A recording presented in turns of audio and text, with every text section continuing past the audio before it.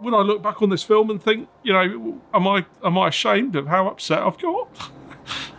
There's a part of me, the male part of me, that says, yeah, should have, man up, don't. But then there's also that other part that says, if my kids watch this, they'll be proud too. Work is the second biggest trigger point for male depression, behind relationship breakdown.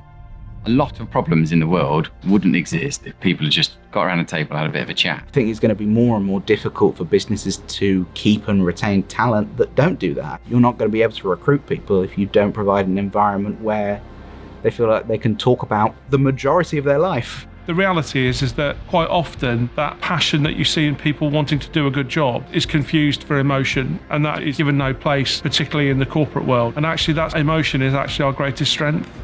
Big businesses especially have got more and more focused on running around being busy, because being busy is good, but they're too busy being busy, so they don't have the time and space to be human anymore. Talking openly about my feelings is not something that comes naturally. I've realised now that if we do embrace the emotion and we do actively talk about how things are making us feel, that is a massively positive channel. With so many development programs geared up towards women, where do men go for support? Who's talking their language? Men have feelings too, don't feel guilty, because it's a human feeling. It's not just a male or a female thing. So there was a gentleman in my team who would always turn up to work really early in the morning, always stay really late in the office. I knew that he was married and had children, so I just started to talk to him about his family and to uncover some of the things that were happening in his life with his children, things such as counselling, self-harm. The way that he was dealing with that was by just isolating himself and coming to work, because he didn't feel that he was able to talk about that. And just by opening up the conversation, giving him a safe space to be able to talk about that, made him feel more part of the team, made him feel more connected.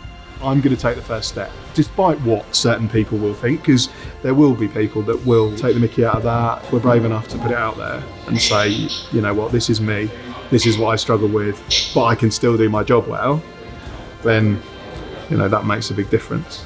Calling out the men is a practical way for men to feel better at work so that they perform better. We want to eradicate those ingrained gender stereotypes that men are somehow weak or incapable of doing their job if they show emotion. We support businessmen with the tools, the language and the space for them to tackle their feelings head on so that they can be the very best they can be. We're going to stop there now because... If you can send it in for my next question. Yeah, I will. Not in a second.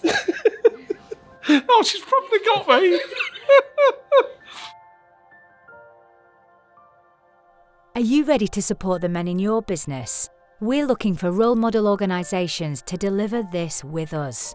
Calling out the men, because when men feel better, they do better.